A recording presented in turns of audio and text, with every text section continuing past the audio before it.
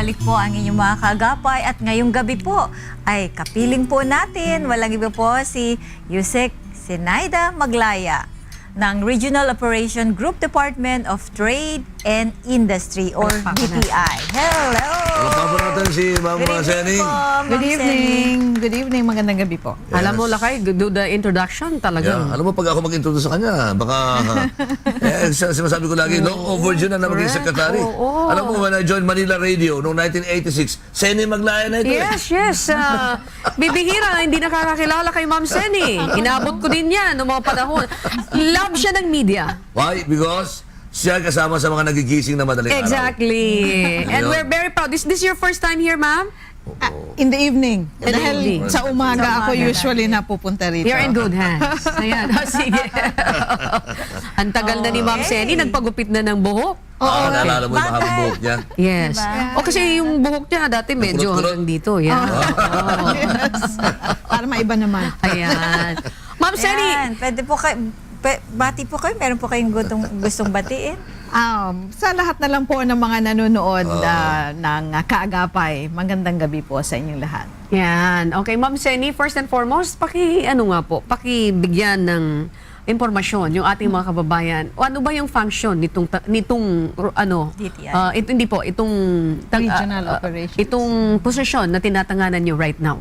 Okay. Ako po ngayon ay namamahala ng ating mga opisina sa iba't ibang rehiyon. Marami ho tayong mga offices kasi bawat probinsya we have offices. The DTI office is in all three provinces at ang ating serbisyo ay kasama dyan ang consumer protection at yun ding pagpapalago ng negosyo. Okay. DTI meaning Department of Trade and Industry. Ayan. So, yan ang main function. Hawak nyo. Pag sinabing buong region, regions 1, 2, 3, 4, 5 hanggang sa regions 12.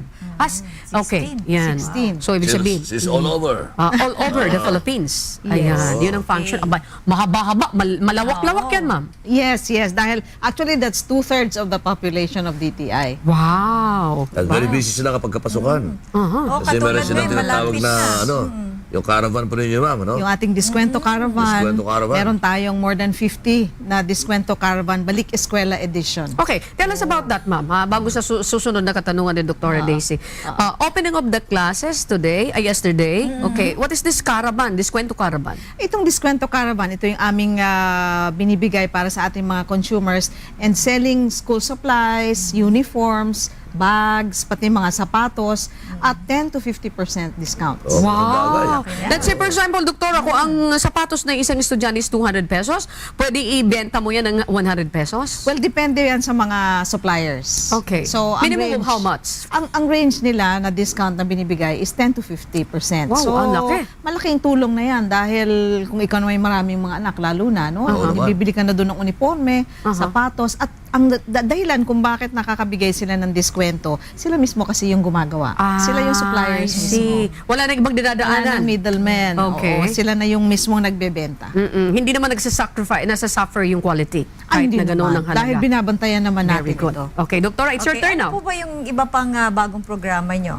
Para nga dito sa darating na pasukan, aside from yung caravan. Aside from the caravan, nandyan yung ating regular monitoring. Sinisiguro natin na yung mga presyo ay hindi unreasonably high.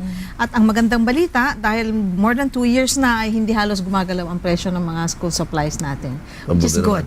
Opo. At kasama rin natin ang FDA sa pagbabantay dun sa mga toxic substance sa Ayun. school supplies, kagaya Tama. ng crayons, yung lead sa lapis, Oo. at yung mga plastic na ginagamit. So, tulong-tulong po tayo dyan, mga iba't ibang ahensya ng pamahalaan. We can Meron see... po bang mga problemang na-encounter kayo? Sorry, Miss A. Yes, okay. Ako sa Divisoria po, nung umikot si Secretary Domingo at si Senator Bam Aquino, ay nakakita po sila ng crayons na medyo questionable. Oo. Kaya ngayon ay tinetest ng FDA. Yung ba Bakit kasi naman yung crayon lagi- kinakain kasi ng mga bata, no? Yeah, At saka yung lapis, kinakain. Oh, you cannot stop them from doing that because you know yung mga bata. Makulay kasi. Oo, akala Saka na. minsan may amoy, may tsaka para siyang gustong kainin ng bata. Yeah. Dahil parang candy minsan ang amoy. Yeah. Oh, dito sa screen, makikita mo si ASEC Ayan. Oo. si Secretary Domingo. Domingo Sila, no? with Senator Bam Aquino, of course yung ating reporter na si Mon Hocson. Yan. Dito po ito sa Divisoria. Sa Divisoria. That's Aha. right.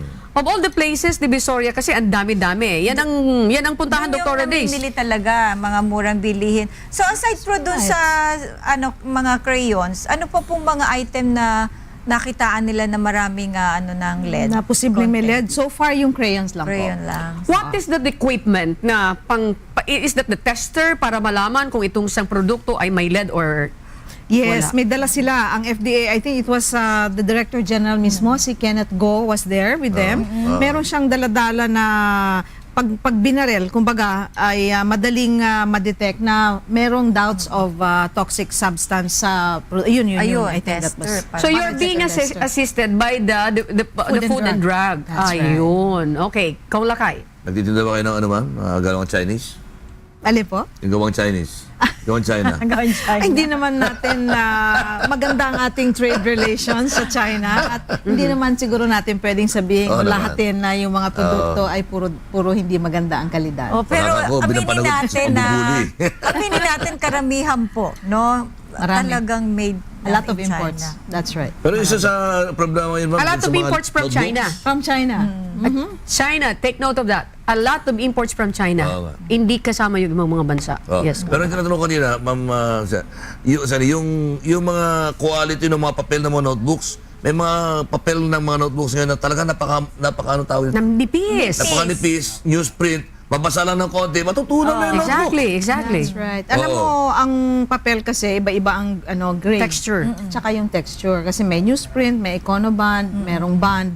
Depende ngayon sa ano yung kaya mong bilhin. Kaya ang ating sinasabi sa mga mamimili minsan, Oo. sa mga magulang, huwag masyadong magtipid kasi baka mamaya hindi na masulatan sa likod, di ganun din, no? Ang suma total ay napapamahal ka pa rin, ano? Kaya ang kailangan, huwag madaya, huwag maloko sa cover. Tingnan mo na yung nasa loob, yung papel, yun ang mahalaga eh. Minsan, kung ano yung artista lang na cover, gusto nyo na hindi bili. Ako naman, Ma'am Seni, yung tungkol naman sa pagbili ng ballpen, sa umpisa, pag ginuhit mo, itinesting mo, Okay. okay. Pero, isang araw pa lamang, pagdating mo dun sa opisina, hindi na gumuguhit yung ballpen. Yes, yan dyan naman yung competition, sinatawag natin, ano?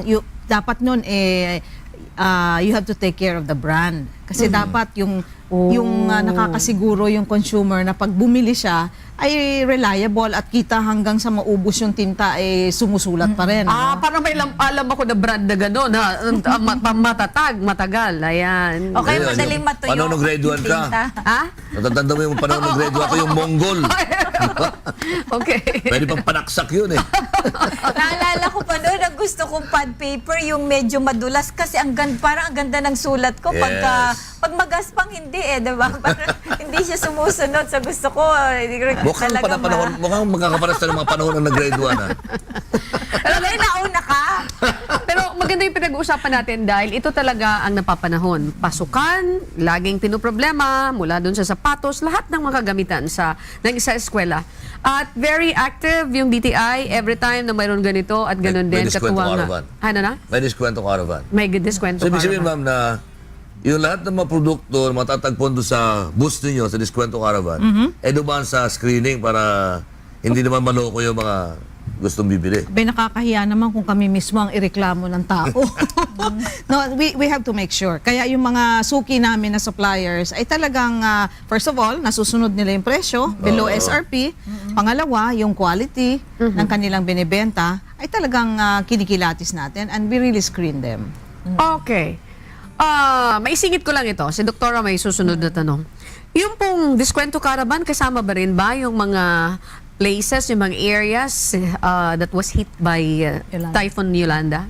Yes, ang Diskwento Caravan natin, in fact doon, right after the typhoon hit Yolanda, the place was hit by Yolanda, talagang nagsunod-sunod ang aming Diskwento Caravan doon dahil unang-una, walang mga tindahan. Exactly. Pangalawa, walang mga bodega, no warehouses. Kaya we had almost like 3 times a week kami nagpupunta from Cebu, yung mga basic goods. Yes. Yung tinapay, kasi walang bakery.